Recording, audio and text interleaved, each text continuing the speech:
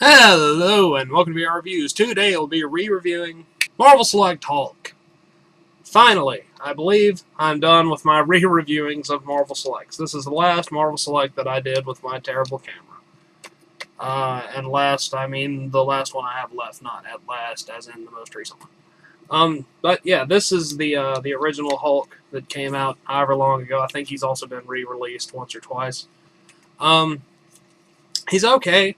He's not my favorite Hulk figure. I really like the Avengers Hulk that they made, Marvel Select wise. I don't know. Something about the head that I just don't really care much for. There's a specific Hulk head style that I like, and this really isn't it.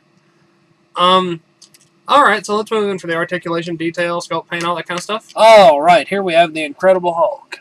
As you can see, he's got a head up here that we'll zoom in on in a minute.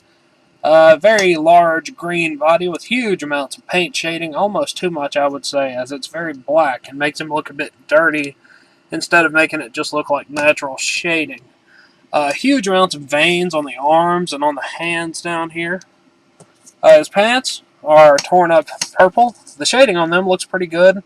It's dark, but it doesn't look bad. Rubbery bits here and at the bottom, both made out of rubber.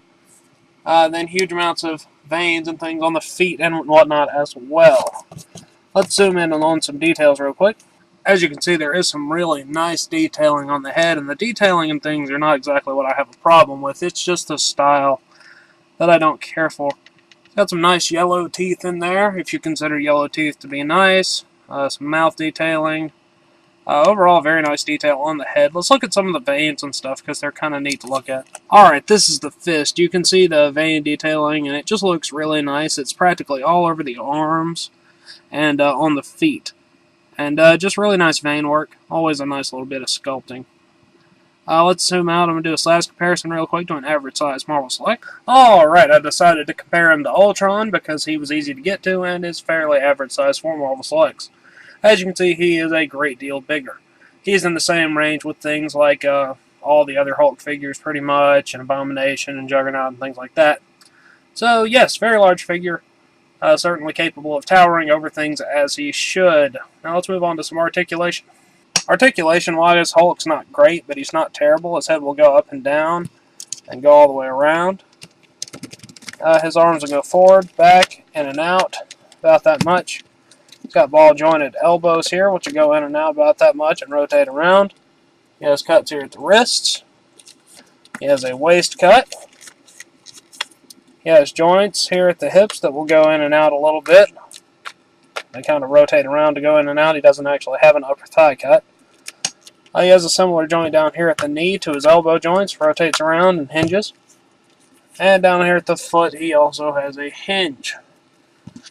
And that is pretty much the extent of his articulation. You can get him in some poses, but I don't know.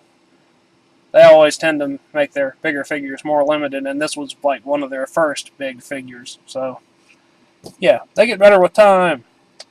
Anyway, that's about it for Hulk himself. Let's move on to his base really quick. Alright, Hulk's base is pretty simple. It's just essentially a big destroyed piece of like concrete.